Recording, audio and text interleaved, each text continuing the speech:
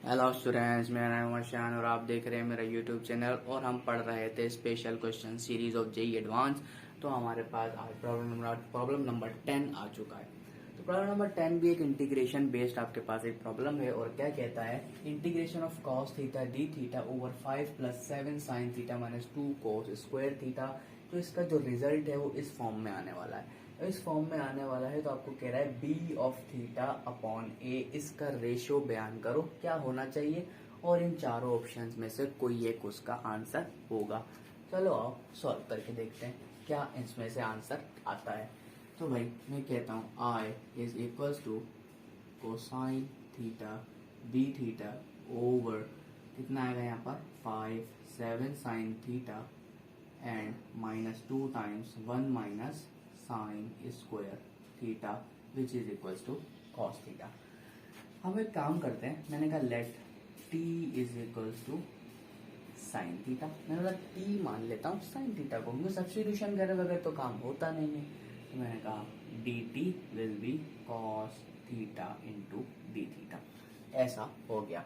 ऐसा होने के बाद जब मेरा इंटीग्रल ट्रांसफॉर्म होगा तो इंटीग्रल जरा ट्रांसफॉर्म करके देखते हैं भाई। ऊपर वाला पूरा क्या बनता है डी टी, नीचे वाला 5 + 7 T -2 times 1 minus T square. तो आपका जो रिजल्ट आगे बनने वाला है वो क्या बनेगा, डी टी ओवर, देखो 5 + 7 टी, तो देखो ये माइनस का 2 बन रहा है। 5 - 2 कितना होता है 3 होता है।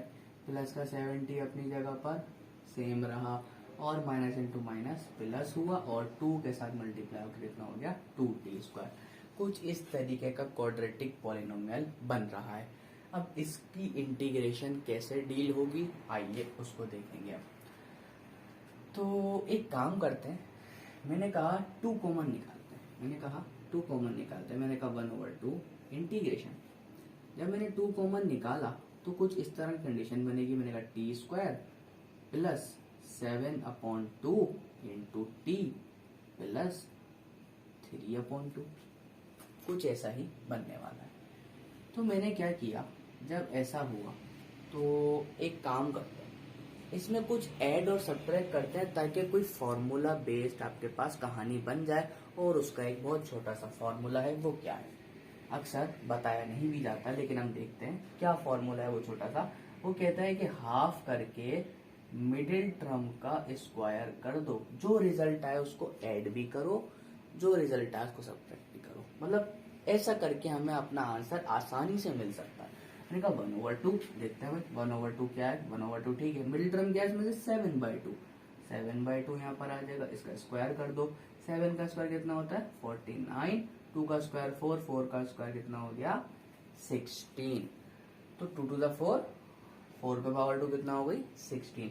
तो 49/16 आपके पास एक ऐसा रिजल्ट आया जिसको ऐड करने से या तो सब्ट्रैक्ट करने से मेरी कहानी बन सकती है। तो कोई बात नहीं, बना के देखते हैं। मैंने कहा 49/16।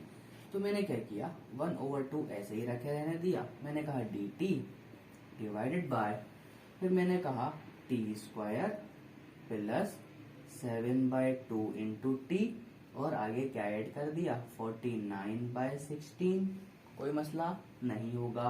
प्लस में 3/2 ऐसे ही था और माइनस भी क्या कर दिया 49/16। अब ये माइनस करने से क्या हुआ, तो ये 3 टर्म मेरे पास बनेंगी, ये कंप्लीट स्क्वायर बन जाएंगी। वो एम्प्टी वाला जो मिडिल टर्म का फॉर्मूला मैंने अभी यूज किया वो बेसिकली एक स्क्वायर कंप्लीटिंग स्क्वायर का फॉर्मूला था।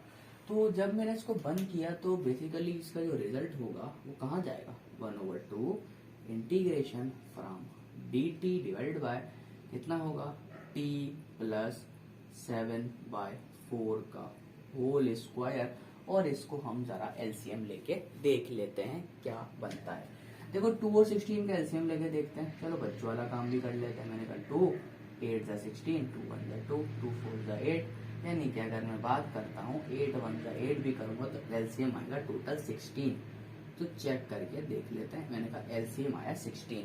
अब 2 का टेबल इतना पढ़ो 16 आ जाए, 8 टाइम्स 3 से मल्टीप्लाई करो, 3 8 × 24। अब 16 का टेबल तो पढ़ने से रहा, कितना आएगा 49। तो आप यहाँ पर अब आओगे तो आपके पास क्या रिजल्ट बचेगा, जरा यहाँ देखते हैं। मैंने कहा i is equals to 1/2 integration, अब देखो ये बना dt divided by t plus 7/4, मैंने कहा t प्लस 7/4 का होल स्क्वायर, और यहाँ पे बन जाएगा आपके पास माइनस का, अगर 49 बड़ा है, 5/4 का होल स्क्वायर, क्योंकि यहाँ 25 बच जाएगा, 25 बचेगा तो आप 5 का स्क्वायर लिख सकते हो। अब आपके पास एक बेहतरीन सी इंटीग्रेशन बन चुकी है, जो कि क्या होती है मैं फिर से बता देता हूँ। आपके पास इंटीग्रेशन होती है 1/x² minus a² dx is equals to क्या होता है, आई थिंक मेरे ख्याल से तो यही होता है कि 1/2a, पहले ये लिखते हैं, फिर लोगैरिथम लिखते हैं, फिर x माइनस a लिखते हैं, फिर x प्लस a लिखते हैं। ये x प्लस a पहले लिखते हैं और x माइनस a बाद में लिखते हैं।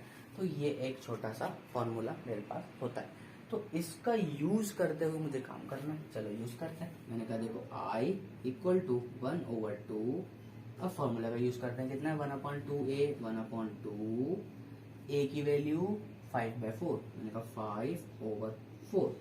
कोई मसला अभी तक तो नहीं आ रहा होगा, ठीक है भाई। 5/4 का क्या मकसद है, इसको लिख सकता हूँ 4/5, इसको लिख सकता हूँ क्या 4/5, ठीक है। आगे चलते हैं, लोगैरिथम देखो x plus a, what is x, मैंने कहा t plus 7/4 is x plus 5/4 is a divide by, इसी को माइनस भी करते हैं, मैंने कहा t प्लस 7/4 माइनस 5/4, कोई मसला अब तक तो नहीं होगा। अब देखो जरा 2 2 4 क्या होगा कैंसिल, कितना बचा, ये क्या बचेगा 5। अब थोड़ा सा इधर आएंगे, देखो ये बचा आपके पास 5, और जब आप इसमें ऐड करोगे देखो 4 और 4 का एलसीएम सेम आएगा, 7 प्लस 5 कितना होता है 12, तो भाई 12 और 4 से डिवाइड करूंगा तो रिजल्ट आएगा आपके पास लोगैरिथम ऑफ t प्लस, इसमें बचेगा आपके पास 4 3 12, और आपके पास कुछ ऐसी कंडीशन यहाँ भी देखी जाएगी। अच्छा जी, फॉर्मूले के अंदर एक बात नोट करिएगा कि ऊपर माइनस आएगा नीचे प्लस आएगा, तो हम यहाँ नीचे माइनस वाला खेल खेलते हैं, 7 में से 5 जाएगा तो आपके पास कितना बचेगा 3, तो मेरे ख्याल से 3 ही बचता है। मैंने कहा प्लस में क्या बचेगा आपके पास 3/4, और नीचे आपके पास क्या बचेगा t प्लस 3, तो आपके पास कुछ ऐसी कंडीशन बच गई, और आंसर में सी लगा दो। ये फॉर्मूला थोड़ी देर के लिए मिटा देते हैं। अब मेरे पास इंटीग्रेशन सॉल्व करने पर ये रिजल्ट तो बन रहा है, देखो a की वैल्यू भी बन गई, b की वैल्यू भी बन गई, सारी वैल्यूज बन गई, और यहाँ पर अगर कोई गलती है तो हम चेक कर लेते हैं क्या कोई गलती ना रह गई हो। देखो 1/5 मैंने ऊपर लिख दिया है, 1/5 कहाँ आना था, नीचे आना था, ठीक है। अब आने के बाद मैंने कहा एक काम करते हैं, अब बी थीटा तो निकल के आ गया, बी थीटा की वैल्यू ये है, लेकिन इसमें मैंने सपोज क्या किया पता है, टी जो है वो साइन थीटा है, तो मैं इसमें पुट कर देता हूँ, पहले तो पुट कर दो। मैंने कहा 1/5 लोगैरिथम, यहाँ हो जाएगा आपके पास साइन थीटा और 3/4, वो बल्कि ये 3/2 बनेगा, 2 साइन थीटा प्लस 1, बल्कि नहीं 4 ही बना दो, तो साइन थीटा कितना हो जाएगा, साइन थीटा प्लस 3/4, नीचे आ जाओ, क्या बनेगा t की जगह पर साइन थीटा और प्लस का 3, कुछ ऐसी कंडीशन आपके पास बनकर आ रही है। चलो बी थीटा डिवाइड बाई ए का रेशियो चेक करते हैं, और देख लेते हैं कि हमने कोई गलती की तो नहीं, अगर गलती की होगी तो आंसर हमारा ऑप्शन में से नहीं आएगा, तो पहले चेक कर लेते हैं फिर से। देखो भाई अब तक तो मेरा आंसर सही जा रहा था, यहाँ देखते हैं कुछ गलती तो नहीं की, पहले प्लस ऊपर है नीचे माइनस है, तो हमने क्या करा x प्लस है x माइनस, ठीक है। मैंने कहा 4 और 4 बिल्कुल सेम, 4 LCM आएगा, 7 प्लस 5 12, 4 3 12, तो यहाँ पर ये हुआ। अब मैं इसको जब नीचे से माइनस करूंगा तो मैंने क्या कहा था, आपके पास यहाँ से थोड़ा माइनस और प्लस का चेंज होगा। हाँ, अब ऊपर क्या बचा, देखो 7 माइनस 5 कितना होता है 2, नीचे कितना बचा 4, कितना बचा 1/2, तो यहाँ पर कितना आ जाएगा 1/2। अब हम सही रास्ते पर जा रहे हैं, थोड़ी सी गलती हो जाती है मैंने कहा 1/2। समझ पा रहे हो? अब देखो 2 sin थीटा प्लस 1 क्या बनेगा? 2 sin थीटा प्लस 1। मैंने कहा I इज इक्वल टू 1/5। आगे कितना आया? Logarithm of 2 sin theta plus 1 divided by sin theta plus 3। और आपके पास अगर मैं बात करूं बी थीटा डिवाइड बाय ए के रेशियो की, तो जब मैं ए को मजीद डिवाइड करूंगा तो बेटा 5 ऊपर आ जाएगा और डी थीटा की वैल्यू लिख दो 2 sin theta plus 1 divided by sin theta plus 3। तो मेरे पास कुछ ये आंसर है। अब इन चारों में से मैच कर लेते हैं कौन सा आंसर मैच कर रहा है। ये तो मैच नहीं कर रहा, ये भी नहीं कर रहा, ये भी नहीं कर रहा, हाँ ये वाला मैच कर दिया। मैंने बोला मेरा ऑप्शन आंसर आ गया डी। तो मेरा क्वेश्चन इस तरीके से सॉल्व हो जाता है। और ये जेईई एडवांस का बहुत बेहतरीन सा क्वेश्चन था जो हमने चुटकियों में सॉल्व कर दिया। गलतियां भी हमसे हुई लेकिन हमने उसको इम्प्रूव किया कि कहाँ और कैसे गलती हुई थी। ठीक है, तो उम्मीद करता हूँ आपको लेक्चर समझ में आ गया होगा। तो मिलते हैं आपके साथ एक नेक्स्ट एंड स्पेशल प्रॉब्लम के साथ। तब तक के लिए अल्लाह हाफिज।